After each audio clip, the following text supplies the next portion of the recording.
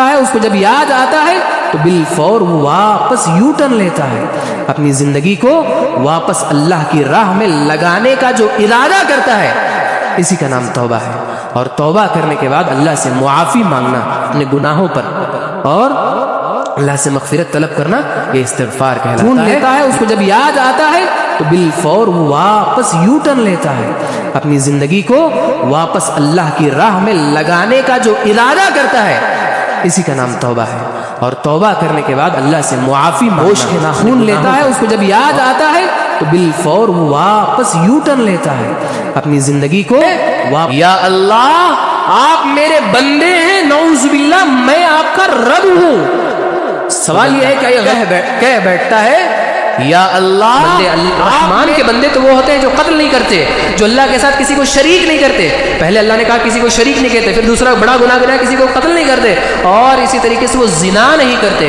لیکن اگر کسی سے انجانے میں یہ ہو گیا ہے تو وہ توبہ کرے، اللہ میں اس کے گناہوں کو توبہ کی وجہ سے نیکیوں میں بدل دوں گا۔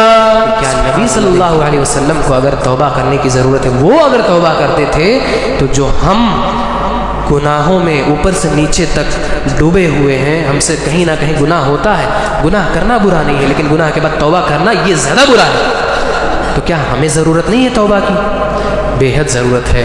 اللہ سبحانہ وتعالی للہ نحمده ونستعینه ونستغفره ونعوذ بالله من شرور أنفسنا ومن سيئات أعمالنا من يهده الله فلا مضل له ومن يضلل فلا هادي له أشهد أن لا إله إلا الله وأشهد أن محمدا عبده ورسوله أرسله بالحق بشيرا ونذيرا وداعيا إلى الله بإذنه وسراجا منيرا أما بعد فإن خير الحديث كتاب الله وخير الهدي هدي محمد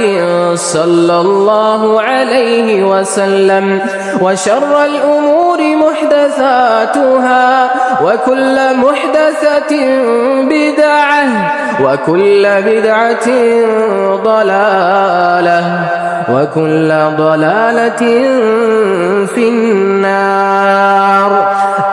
قال الله تبارك وتعالى في القرآن يا أيها الذين آمنوا اتقوا الله يا أيها الذين آمنوا اتقوا الله حق تقاته ولا تموتن إلا وأنتم مسلمون يا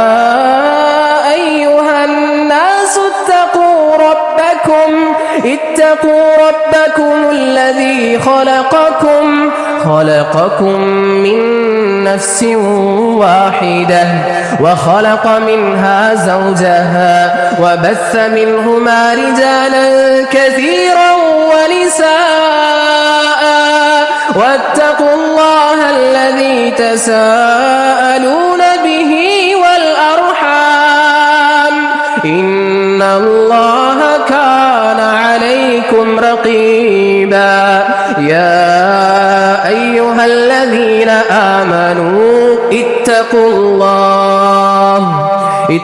الله وقولوا قولا سديدا يصلح لكم أعمالكم ويغفر لكم ذنوبكم ومن يطع الله ورسوله فقد فاز فوزا عظيما۔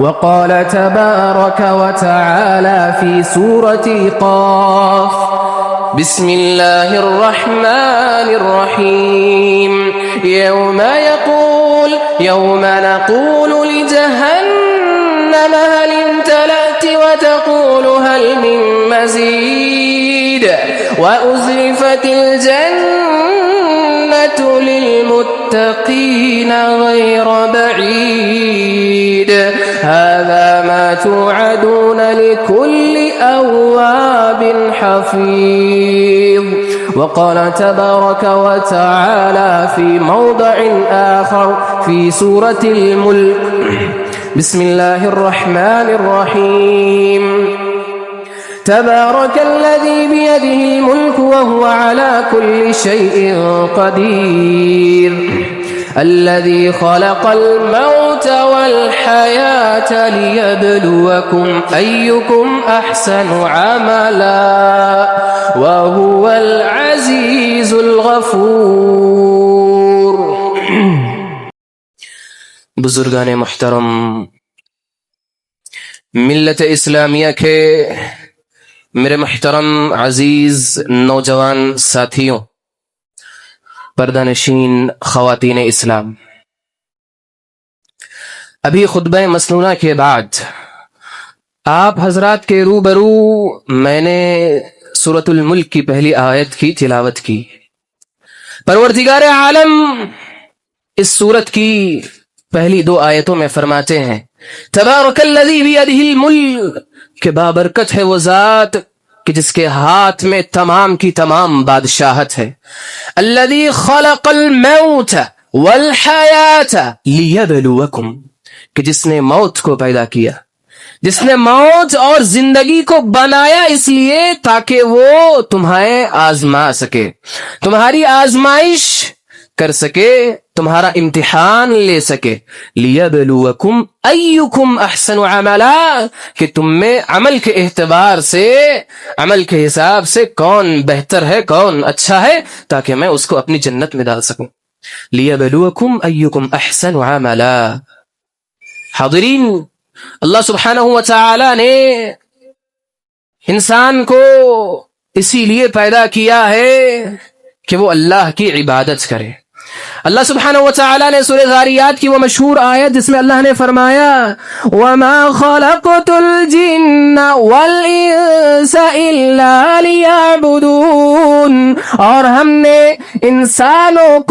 انسانوں ہی کو نہیں، جنات کو بھی نہیں پیدا کیا، اگرچہ پیدا کیا تو صرف ایک مقصد کے ساتھ پیدا کیا، إِلَّا لِيَعْبُدُونَ، وہ ایک واحد مقصد پروردگار عالم اللہ سبحانہ وتعالی کی عبادت ہے.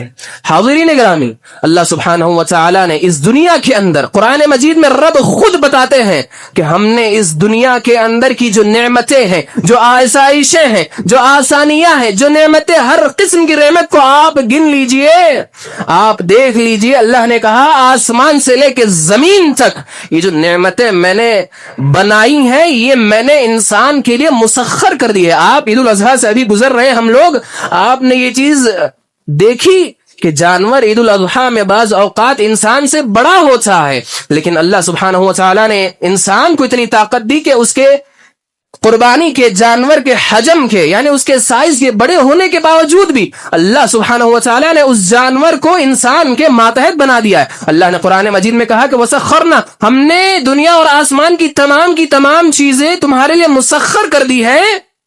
وجہ کیا ہے کہ تم ان نعمتوں سے فائدہ حاصل کرو اور اللہ کی عبادت کرو. یعنی انسان کے اس دنیا میں صرف انسان ہی نہیں، جو جنات ایک مخلوق ہے، ان جنات کے بھی اس دنیا میں آنے کا، اللہ کے پیدا کرنے کا ایک واحد مقصد اللہ سبحانہ وتعالی نے بیان کیا، لیعبدون، کہ وہ میری عبادت کریں. لیکن حاضرین، آپ بھی جانتے ہیں، میں بھی جانتا ہوں کہ ہم انسان ہیں. انسان یہ گناہوں کا پتلا ہے. انسان اپنی جتنی ہی کوشش کیوں نہ کر لے، انسان جی جان لگا دے، اپنی پوری کوشش وہ اس بات میں لگا دے، کر لے کہ میں اللہ کی عبادت کروں اور مجھ سے کوئی گناہ اور غلطیاں سرزد نہ ہو.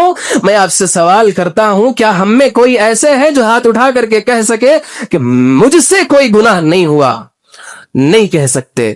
اور یہ کوئی برائی اس اعتبار سے نہیں ہے کہ ہمارے اور آپ کے اس کائنات کے آخری نبی جناب محمد الرسول اللہ صلی اللہ علیہ وسلم، آپ کا فرمان ہے، آپ کہتے ہیں کہ اگر کوئی انسان ہے، اگر کوئی انسان بنی آدم میں اس کا شمار ہوتا ہے، آدم علیہ الصلوات والسلام کی ذریت میں اگر وہ ہے تو اس سے غلطیاں اور خطائیں ہو کر کے رہیں گی۔ یہ ممکن ہی نہیں ہے کہ وہ بندہ ہو اللہ کا، آدم علیہ السلام کی ذریت میں ہو اور اس سے گناہ نہ ہو۔ کیا دلیل؟ نبی اکرم صلی اللہ علیہ وسلم فرماتے ہیں کل بنی آدم خطاء، کل بنی آدم خطاء، آدم علیہ السلام کی ذریت کا ہر ایک غلطی کرے گا، اس سے خطائیں واقع ہوں گی۔ لیکن حاضرین، اسلام دیکھیے کتنا خوبصورت دین ہے، ہمیں فخر کرنا چاہیے اور فخر سے سینے کو چوڑا کر لینا چاہیے کہ اللہ نے ہمیں اس دین کی توفیق عطا فرمائی، ہمارا دین دین اسلام ہے۔ اسلام ہمیں یہ کانسیپٹ دیتا ہے، ہمیں یہ طریقہ بتاتا ہے کہ برے لوگوں میں بھی، خطا کاروں میں بھی اچھے وہ ہیں، وخیر الخطائین التوابون، خطا کاروں میں بھی بہتر وہ ہیں جو اللہ کے رجوع، اللہ کے جانب توبہ کرتے ہیں۔ حاضرین، آپ نے اشتہار کے ذریعے یہ معلوم کر لیا ہوگا کہ آج کے میری اس گفتگو کا جو عنوان ہے وہ کہیں نہ کہیں توبہ سے متعلق ہے۔ حاضرین، آپ کے گوش گزار اس خطبے میں اس عنوان کے تحت ایک بہت ہی شاندار 3 آیتیں، اور یہ آیت میرے دل کے بڑے قریب ہے، آپ اسے سنیں۔ مجھے یقین ہے کہ جب اگر کوئی بندہ مومن اپنے دل کی نگاہوں سے اسے سنے گا تو بغیر محبت کیے ان آیتوں سے رہ نہیں سکتا۔ پروردگار عالم قرآن مجید میں فرماتے ہیں وَسَارِعُوا إِلَى مَغْفِرَةٍ مِّن رَّبِّكُمْ وَجَنَّةٍ عَرْضُهَا السَّمَاوَاتُ وَالْأَرْضُ أُعِدَّتْ لِلْمُتَّقِينَ۔ انہی آیتوں کے تحت میں نے آج کا خطبہ باندھا ہے۔ پروردگار عالمین آیتوں میں فرماتے ہیں اے میرے بندو وسارعوا، اللہ کی طرف دوڑ لگاؤ۔ پروردگار عالم نے یہ نہیں کہا کہ اللہ کی طرف چلو، آؤ نہیں کہا، اللہ کا جملہ ہے، اللہ کے الفاظ ہیں قرآن مجید میں۔ اللہ کہتے ہیں وَسَارِعُوا، تیز رفتار سے اللہ کی مغفرت کی طرف، اللہ کی جنت کی طرف لپکو، دوڑ لگاؤ، بھاگو۔ وَسَارِعُوا إِلَى مَغْفِرَةٍ مِّن رَّبِّكُمْ وَجَنَّةٍ، کس چیز کی طرف دوڑ لگانے کو کہا گیا؟ اللہ کی مغفرت کی طرف، اللہ کی جنت کی طرف۔ یہ آیت ہمیں بتلاتی ہے کہ اگر ہمیں جنت میں جانا ہے، اگر ہماری خواہش ہے کہ ہمارا داخلہ اللہ کی بنائی اس پیاری جنت میں ہو جائے، تو ہمارے لیے ضروری ہے کہ اس پروردگار کی مغفرت ہم پالیں۔ اور آپ دیکھیں، جب تک اللہ ہم سے ناراض رہے گا وہ کیوں کر ہمیں جنت میں داخل کرے گا؟ اگر اللہ ہم سے ناراض ہو تو وہ ہمیں جنت میں ڈالے گا؟ اللہ داخل نہیں کریں گے۔ اگر ہم ایسے کام کریں جس سے اللہ ناراض ہوتا ہے، اگر ہم سے ہوا ہے اور ہوا ہی ہے، ہم جانتے ہیں، ضرورت اس بات کی ہے کہ ہم اللہ کی مغفرت طلب کریں۔ کیوں؟ کیونکہ اللہ کی مغفرت جب حاصل ہوگی، اللہ جب ہمیں معاف کر دیں گے، اللہ نے ان آیتوں کے اندر فرمایا، اللہ نے بیان کیا کہ اگر تم کو میری مغفرت حاصل ہوگی تو ہی تم جنت الفردوس یا کسی بھی قسم کی کسی بھی درجے کی جنت میں اگر جانا چاہتے ہو تو ہی داخل ہو سکتے ہو۔ وَسَارِعُوا إِلَى مَغْفِرَةٍ مِّن رَّبِّكُمْ وَجَنَّةٍ عَرْضُهَا، ایسی جنت جس کی چوڑائی، جس کی لمبائی، جس کا حجم، جس کی سائز کیا ہے؟ السماوات والارض، یہ زمین، یہ جو دنیا تم دیکھتے ہو، یہ دنیا ہی نہیں بلکہ زمین اور آسمان، بلکہ ان دونوں کے درمیان جو جگہ ہے وہ تمام کی تمام اس جنت کی سائز ہوگی، اس کا حجم ہوگا۔ اور صحیح روایت یہ ہمیں بتاتی ہے کہ آخری جنت میں جانے والا جو آدمی ہوگا، وہ شخص جو آخری جنتی ہوگا، یہ جو میں ابھی ذکر کیا حدیث میں، بلکہ اس آیت میں اللہ سبحانہ وتعالیٰ نے کہا کہ جنت کا سائز اور اس کا حجم وہ اتنی بڑی ہوگی، کتنی بڑی ہوگی؟ آسمان اور زمین اتنی بڑی جنت ہوگی۔ تو یہ تمام کی تمام پوری جنت اتنی بڑی نہیں ہے، صحیح حدیث ہمیں بتلاتی ہے کہ آخری جنتی جو جنت میں جائے گا، سوچے جب آخری جنتی کے بارے میں بتا رہا ہوں تو اس سے جو پہلے جانے والے ہوں گے، وہ جنتی جن کا درجہ اس سے بھی اوپر ہے، ان کا کیا عالم ہوگا؟ اب میرے پاس اتنا وقت نہیں ہے کہ میں آپ کو پوری حدیث سناؤں، لیکن اتنا ضرور ہم جان سکتے ہیں کہ جو شخص آخری میں جنت میں جائے گا، اللہ سبحانہ و تعالی اس کو جب جنت میں بھیجیں گے تو وہ کہے گا اللہ جنت تو بھری ہوئی ہے، میں اس میں قدم بھی نہیں رکھ پا رہا ہوں. یا اللہ آپ میرے ساتھ مذاق نہ کریں. اللہ سبحانہ و تعالی پھر ہنس دیں گے اور پروردگار مسکرانے کے بعد کہے گا میرے بندے جا، تجھ کو میں اتنی بڑی جنت دیتا ہوں کہ دنیا کے اندر جو زمین تھی، جو آسمان تھا، ان دونوں کے درمیان کی جو جگہ تھی، وہ ساری کی ساری جگہ تجھ ایک اکیلے کو اتنی بڑی جنت میں دے رہا ہوں. یہی تک نہیں، پروردگار اس سے کہیں گے اس کی 1 گنا جنت نہیں، 2 گنا نہیں، 3 نہیں، 10 گنا جنت یہ آخری جنتی کو ملنے والی ہے. آپ اندازہ لگائیں، اور رب اگر نوازنے پہ آ جائے تو کتنا نوازتا ہے. تو وہ جنت اگر ہمیں چاہیے، اگر وہ جنت کی طرف ہم جانا چاہتے ہیں، تو آیتیں ہمیں بتاتی ہیں کہ ہم اللہ کی مغفرت کی طرف دوڑ لگائیں، اللہ کی مغفرت کو بھیک مانگ کر رب سے مانگیں، ہم اللہ سے طلب کریں. وسارعوا الی مغفرۃ من رب. اچھا یہ جنت کس کے لیے ہے؟ اللہ نے کہا اعدت للمتقین، یہ متقیوں کے لیے ہے، یہ ان کے لیے ہے جو اللہ کا تقوی حاصل کرتے ہیں. اور یہی آیت، اس کے اگلی آیت، یہ جو آیت میں نے آپ کے سامنے پڑھی، اس کے بعد والی آیت ہمیں یہ بتاتی ہے کہ متقی کون ہے. اللہ سبحانہ وتعالی نے کہا الذین ينفقون فی السراء والضراء.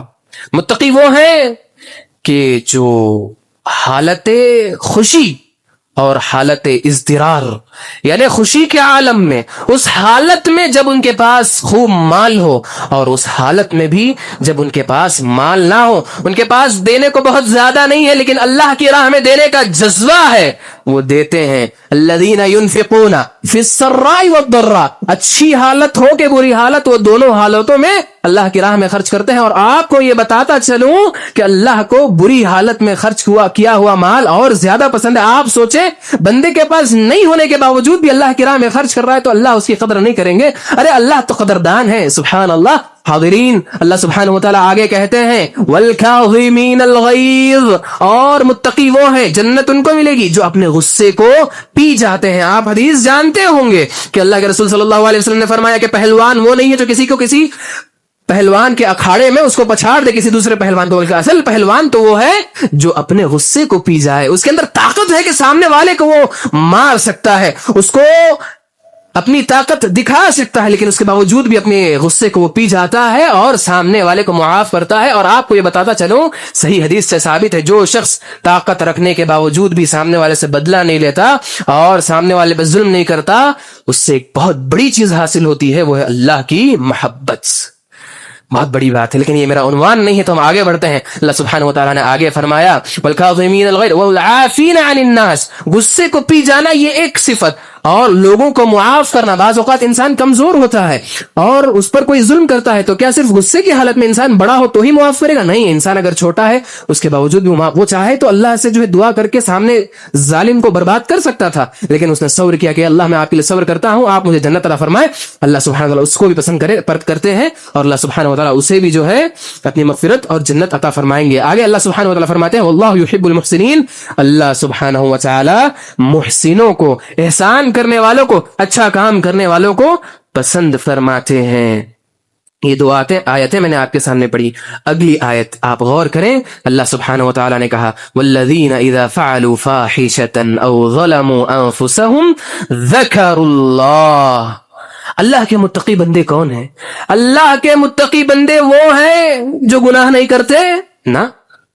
قرآن کہتا ہے کہ اللہ کے متقی بندوں سے بھی غلطیاں ہوں گی اور ان سے بعض اوقات فحش کام بھی ہوگا، وہ اس کو کر گزریں گے غلطی سے، لیکن ان کی صفت کیا ہے؟ والذین اذا فعلوا فاحشة او ظلموا. اللہ کے متقی بندے، اللہ کے توبہ کرنے والے بندے، اذا فعلوا فاحشة او ظلموا انفسهم، جب ان سے کوئی فحش کام ہو جاتا ہے، کوئی گندا کام ہو جاتا ہے، او ظلموا انفسہم، یا اپنے آپ پر گناہ کر کے وہ ظلم کر لیتے ہیں، گناہ اپنے آپ پر ہو یا سامنے والے پر وہ غلط ہے، او ظلموا انفسہم، جب ان سے اپنے آپ پہ ظلم ہو جاتا ہے تو وہ کیا کرتے ہیں؟ ذکروا اللہ، فوراً بغیر کسی سوچے سمجھے بالفور اللہ کی جانب رجوع کرتے ہیں یعنی توبہ کرتے ہیں، اللہ کی جانب واپس پلٹ کر لوٹ کے جاتے ہیں۔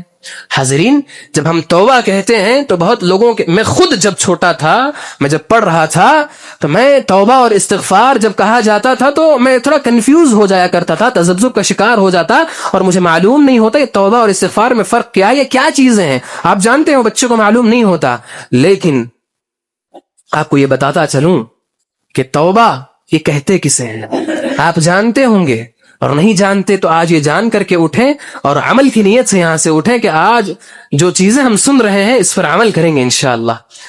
توبہ کہتے ہیں، اگر بالکل آسان الفاظ میں کہوں تو واپس اللہ کی جانب لوٹ جانا، یہی توبہ ہے۔ استغفار اللہ سے معافی طلب کرنا، استغفار ہے اللہ سے معافی، مغفرت یہ طلب کرنا، اس کا نام استغفار ہے۔ توبہ کا معنی ایک بندہ اللہ کے پیدا کرنے کا، یعنی اللہ نے جو بندے کو پیدا کیا، آپ کے سامنے میں نے بتایا کہ وہ اللہ کی عبادت ہے، یہ ایک واحد مقصد ہے۔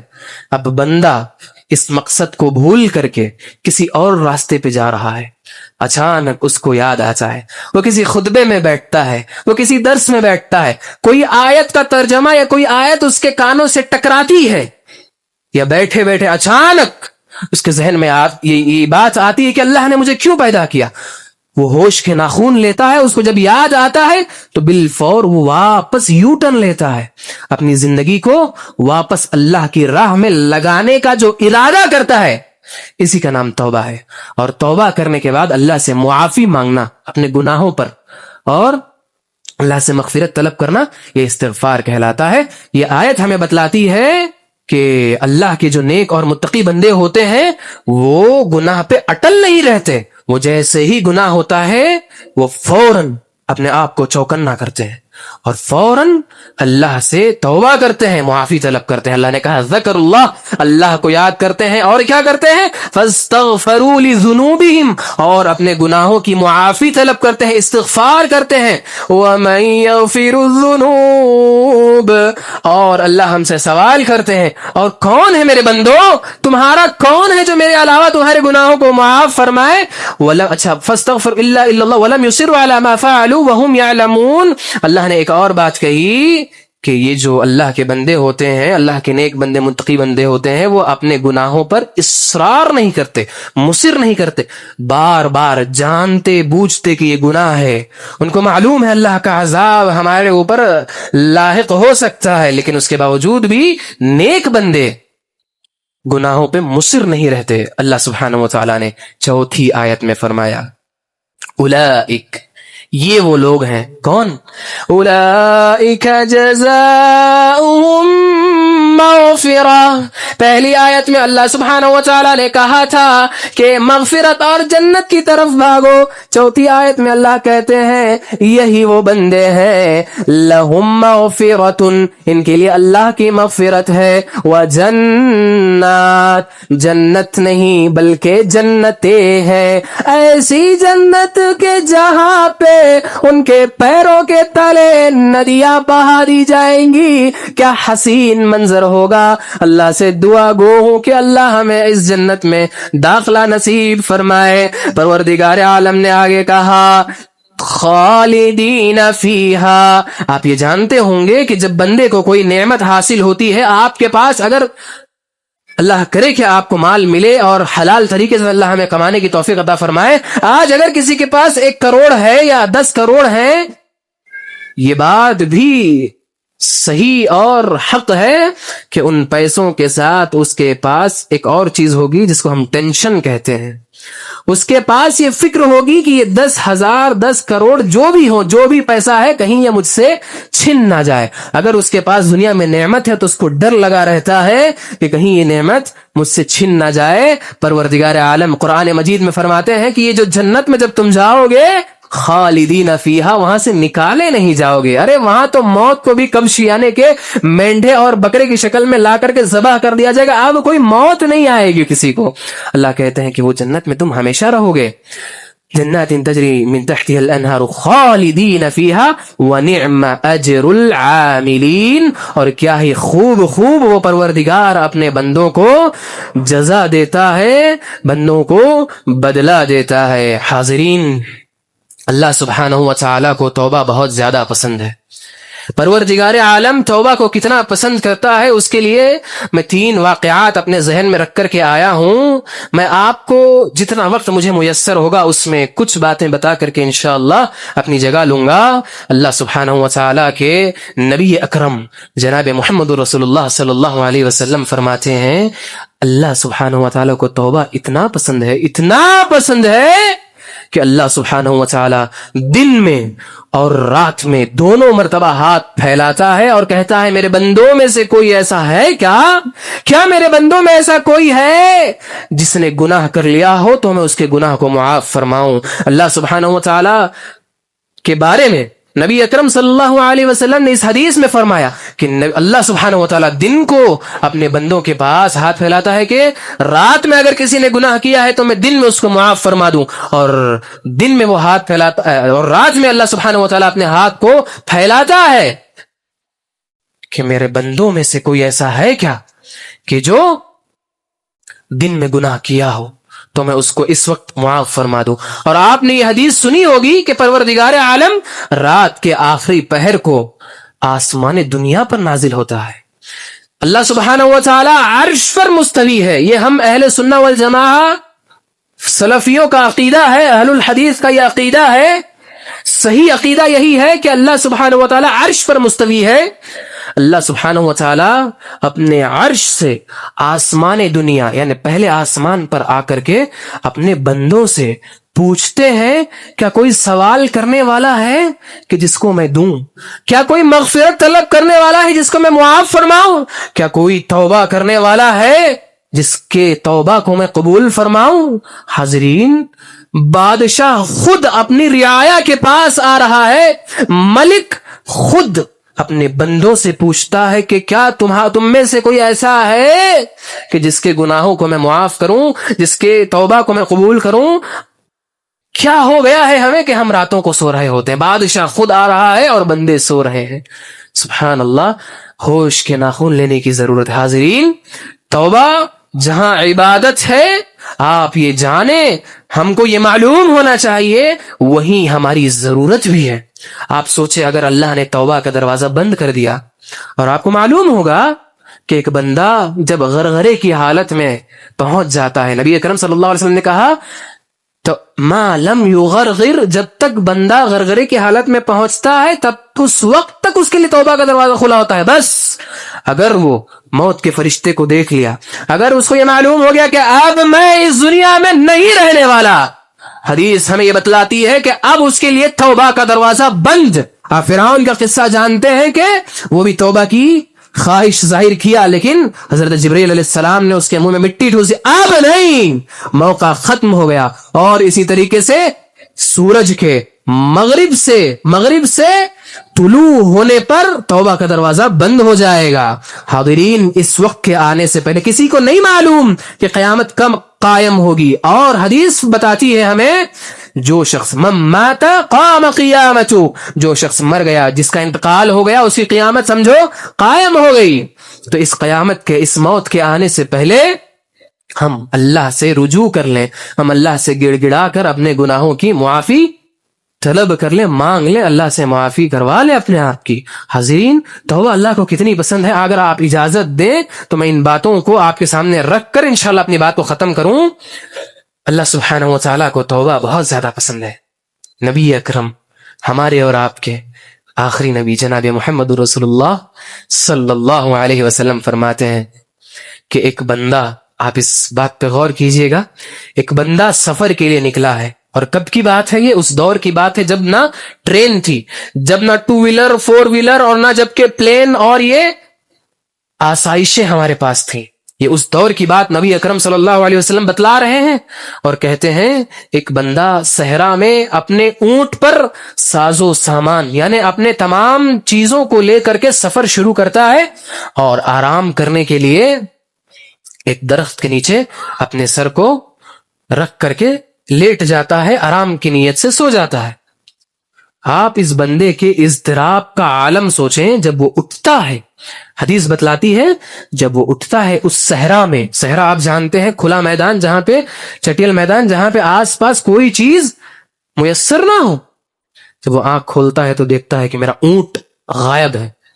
آپ اپنے آپ کو اس مقام پہ رکھیں، مثلا آج آپ کسی سفر پہ ہیں اور آپ کا بیگ گم ہو جاتا ہے، آپ کا ساز و سامان غائب ہو جاتا ہے، بندہ ایک دم پریشان اور اضطراب کی ایسی حالت میں پہنچ جاتا ہے جو بیان کرنے لائق نہیں۔ آپ سوچیں آج ہم صبح میں بیٹھتے ہیں تو شام میں ایک ملک سے دوسرے ملک تک جو ہے پہنچ جاتے ہیں۔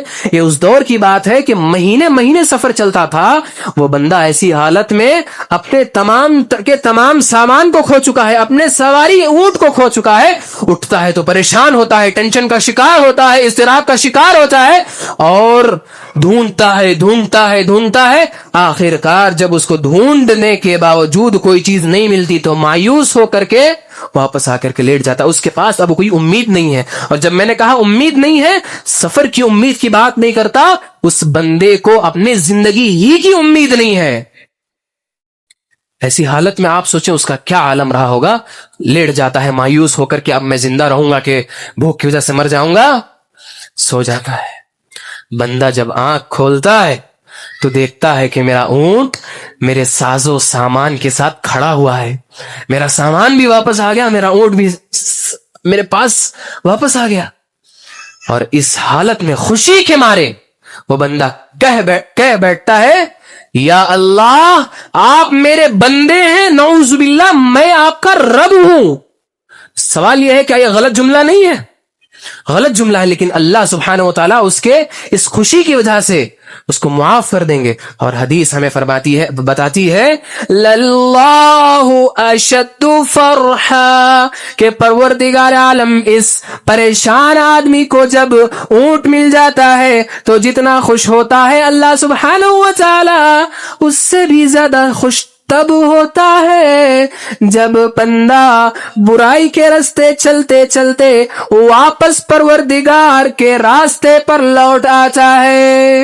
آپ سوچیں اللہ کو کتنی خوشی ہوتی ہے جب بندہ گناہوں کے راستے کو چھوڑ کر اللہ کی جانب توبہ کرتا ہے، اللہ سے معافی طلب کرتا ہے، اور اللہ کا نیک بننے کا عمل کی بات نہیں کرتا میں، وہ صرف اس نے ارادہ کیا ہے۔ میں 5 منٹ آپ کے اور لوں گا معذرت کے ساتھ، لیکن ایک بہت ہی شاہکار، بہت ہی بہترین واقعہ جو صحیح حدیث سے ثابت ہے اس کی طرف اشارہ کر کے خطبے کو ختم کرتا ہوں۔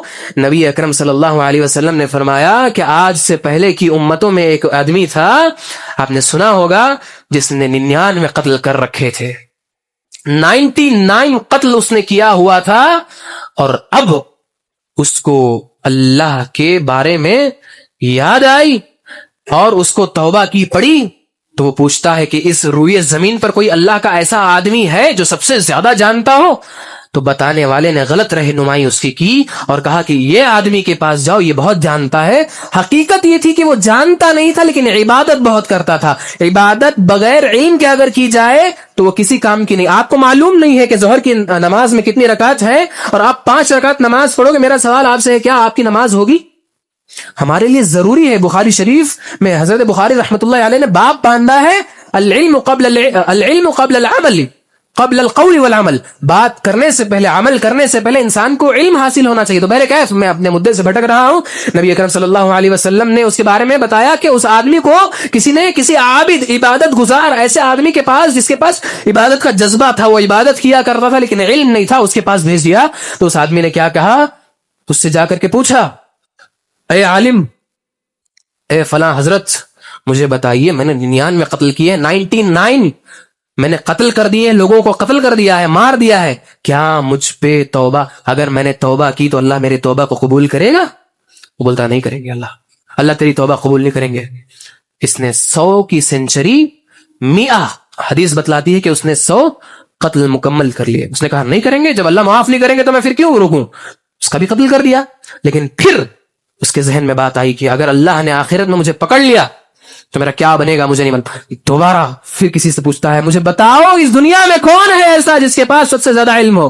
اس سے کوئی بتاتا ہے وہ جاؤ اس سے ملو، وہ جاننے والا ہے۔ آپ جانتے ہیں جب اس کے پاس گیا وہ آدمی اور ان سے کہا اس نے کہ دیکھو ایسا ایسا ہے، میں نے 100 مکمل کر لیے ہیں اس آدمی سے، کیا میں نے اگر توبہ کیا تو پروردگار میرے توبہ کو قبول فرمائے گا؟ وہ کہے گا ہاں اللہ قبول فرمائے گا، لیکن یہ شرط ہے کہ تم اس بستی کو چھوڑ کر کسی اور بستی چلے جاؤ کہ یہاں کے لوگ برے ہیں، ان لوگوں کی صحبت میں رہو گے تو تم گناہ کو نہیں چھوڑ سکو گے، تم چلے جاؤ۔ حاضرین آپ کو میں بتاتا چلوں، حدیث ہمیں یہ بتاتی ہے کہ وہ آدمی سفر شروع ہی کیا تھا، آدھا سفر اس کا مکمل ہوا ہے اور موت کا فرشتہ آیا اور کہا چل تیرا وقت مکمل ہوا۔ اور آپ جانتے ہو کسی کو 1 سیکنڈ بھی ملنے والا نہیں، اگر موت کا فرشتہ آ جائے وہ بندہ موت کے فرشتے کے آنے کے بعد انتقال کر جاتا ہے۔ اب رحمت کے اور عذاب کے فرشتے آتے ہیں اور آپس میں جھگڑا کرنے لگتے ہیں۔ صحیح حدیث ہے کہ اس کو میں لے کر کے جاؤں گا، اس کو میں لے کر کے جاؤں گا۔ جب دونوں میں آپس میں جدال ہونے لگا، ان لوگوں کے اختلاف کا کوئی حل نہیں نکلا، تو اللہ نے ایک اور فرشتے کو بھیجا اور اس فرشتے نے کہا اس بندے کا جسم جس زمین سے زیادہ قریب ہوگا اس کو وہی فرشتے لے کر کے جائیں گے۔ جب دونوں زمینوں کو ناپا گیا، جب میجر کیا گیا، تو معلوم یہ ہوا کہ حدیث میں آتا ہے ایک بالش، صرف اتنا بالکل مختصر سی مقدار وہ اچھی زمین کی طرف پایا گیا۔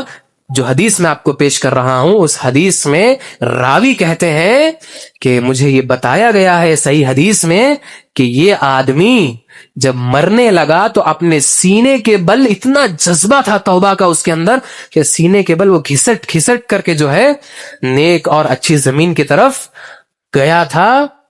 اور آپ کو یہ بتا دوں، آپ جانتے ہوں گے جب بندہ انتقال کرتا ہے، جب اس کا انتقال ہوتا ہے، جب روح قبض کی جاتی ہے تو وہ پیر سے شروع ہوتی ہے اور ناک کے ذریعے نکالی جاتی ہے۔ اسی لیے اگر کسی نے دیکھا ہو تو ان کو معلوم ہوگا کہ آنکھیں اوپر کی طرف پھٹی پڑی ہوتی ہیں، کیونکہ آنکھیں یہ موت کے فرشتوں کو دیکھ رہی ہوتی ہے اور اپنے روح کو نکلتے ہوئے دیکھ رہی ہوتی ہے۔ تو یہ بندہ جب دیکھا گیا کہ اچھی زمین کی طرف پایا گیا ہے تو پروردگار عالم کے فیصلے پر یہ فیصلہ طے پاتا ہے کہ یہ جنت میں جائے گا۔ حاضرین دیکھو توبہ کتنی بڑی نعمت ہے۔ اللہ سبحانہ و تعالیٰ سے میں دعا کرتا ہوں کہ اللہ سبحانہ و تعالیٰ مجھ کہنے والے کو اور آپ سبھی سننے والے کو نیک توفیق عطا فرمائے، جب تک اس دنیا میں رکھے، خیر و عافیت کے ساتھ رکھے، جب ہمارا خاتمہ ہو تو خاتمہ بالخیر ہو۔ اور اللہ سبحانہ و تعالیٰ سے دعا کرتا ہوں کہ اللہ سبحانہ و تعالیٰ اس سے پہلے کہ موت کا فرشتہ ہمارے پاس پہنچ جائے، اس سے پہلے کہ توبہ کا دروازہ بند کر دیا جائے، اللہ سبحانہ و تعالیٰ ہمیں توبہ کی توفیق نصیب فرمائے۔ وآخر دعوانا ان الحمد للہ رب العالمین وما علینا الا البلاغ المبین۔ الحمد لله رب العالمين، والصلاة والسلام على أشرف الأنبياء والمرسلين، أما بعد، إن الله وملائكته يصلون على النبي، يا أيها الذين آمنوا صلوا عليه وسلموا تسليما، اللهم صل على محمد وعلى آل محمد كما صليت على إبراهيم وعلى آل إبراهيم إنك حميد مجيد، وبارك على محمد وعلى آل محمد كما باركت على إبراهيم وعلى آل إبراهيم إنك حميد مجيد۔ حاضرین، نبی اکرم ہمارے اور آپ کے آخری نبی آقا کائنات جناب محمد رسول اللہ صلی اللہ علیہ وسلم آپ سے ثابت ہے کہ آپ دوسرے خطبے میں بھی لوگوں کو نصیحت کیا کرتے تھے اسی نبی اکرم صلی اللہ علیہ وسلم کی سنت پر عمل کرتے ہوئے آپ کے سامنے دو باتیں میں اور یہ کہنا چاہ رہا ہوں. نبی اکرم صلی اللہ علیہ وسلم آپ پہ جو قرآن نازل ہوا اس میں اللہ نے کہا ان اللہ لا یشرک بہ ان اللہ لا یغفر ان یشرک بہ ویغفر ما دون ذلک کہ پروردگار عالم اس بات کو ہرگز معاف نہیں کرے گا کہ اس کے ساتھ کسی کو شریک کیا جائے. آپ بلکہ ایک چھوٹا سے چھوٹا بچہ ہر کسی کو معلوم ہونا چاہیے کہ اللہ کو شرک سختی سے ناپسند ہے. ان الشرک لظلم عظیم، اس دنیا کا سب سے بڑا جو گناہ ہے وہ شرک ہے، اور اللہ نے قرآن مجید کی اس آیت میں کہا کہ اللہ شرک کو ہرگز معاف نہیں کرے گا. اللہ کو سخت ناپسند ہے وہ گناہ. لیکن توبہ ایک ایسی چیز ہے جو اس شرک کو بھی معاف کر لیا جاتا ہے، اس کو معاف کروا دیتا ہے اللہ کے جانب. اللہ سبحانہ وتعالیٰ نے سورہ فرقان میں بہت ہی پیاری بہترین آیتیں ہیں. میرے پاس وقت بہت کم ہے، میں زیادہ وقت سے تجاوز کر گیا ہوں، اس لیے وہ تمام کی تمام آیتیں تو میں آپ کے سامنے نہیں پڑھوں گا. لیکن اللہ نے قرآن مجید میں فرمایا کہ اللہ کے نیک بندے، الرحمان کے بندے تو وہ ہوتے ہیں جو قتل نہیں کرتے، جو اللہ کے ساتھ کسی کو شریک نہیں کرتے. پہلے اللہ نے کہا کسی کو شریک نہیں کرتے، پھر دوسرا بڑا گناہ کسی کو قتل نہیں کرتے، اور اسی طریقے سے وہ زنا نہیں کرتے. لیکن اگر کسی سے انجانے میں یہ ہو گیا ہے تو وہ توبہ کرے. الا من تاب وآمن وعمل عملا صالحا، سوائے اس آدمی کے، اچھا جو شخص یہ کام کرے گا، 3 گناہ کرے گا بڑے بڑے، اللہ سبحانہ وتعالیٰ نے سورہ فرقان میں کہا کہ اللہ سبحانہ وتعالیٰ اس کو بہت خطرناک دردناک عذاب دیں گے. اللہ نے لیکن اس کے بعد والی آیت میں کہا ہاں اگر میرے بندوں میں سے کسی نے توبہ کر لیا گناہوں کے بعد بھی، تو اللہ سبحانہ وتعالیٰ نے کہا میں اس کے گناہوں کو معاف ہی نہیں کروں گا. یبدل اللہ سیئاتہم حسنات، میں اس کے گناہوں کو توبہ کی وجہ سے نیکیوں میں بدل دوں گا. سبحان اللہ، دیکھیں کتنی بڑی بات ہے. حاضرین وقت زیادہ ہو چکا ہے لیکن آپ اتنے غور سے سن رہے تھے، اس لیے اور توبہ اتنا اہم عنوان ہے، جیسے کہ میں نے کہا یہ ایک عبادت بھی ہے. اگر کوئی توبہ کرتا ہے ایک عبادت بھی ہے اور ہماری ضرورت بھی ہے. اگر توبہ کے بغیر کوئی انتقال کر جاتا ہے تو آپ کو یہ معلوم ہوگا کہ وہ بندہ جنت میں داخل نہیں ہو سکتا.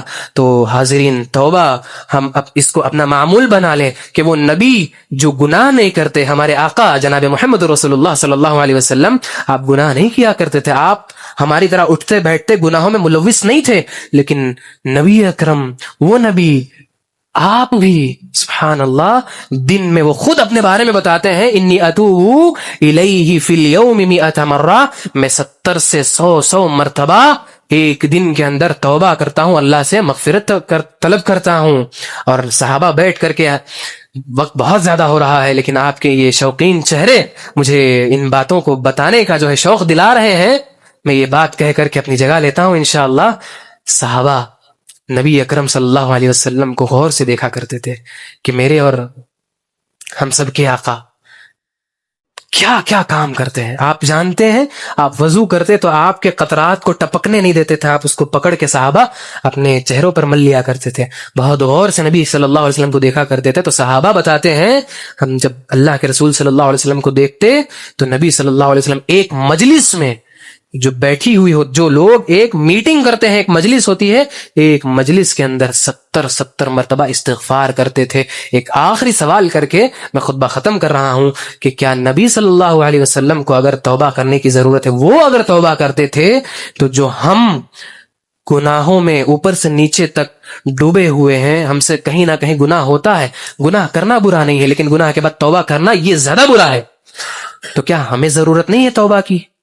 بے حد ضرورت ہے.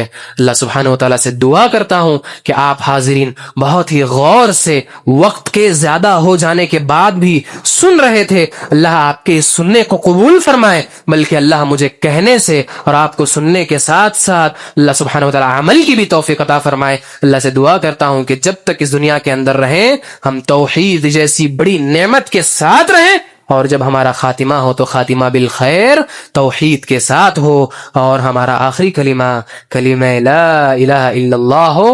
اللہم آمین۔ ربنا آتنا فی الدنیا حسنہ وفی الآخرۃ حسنہ وقنا عذاب النار، وآخر دعوانا ان الحمد للہ رب العالمین۔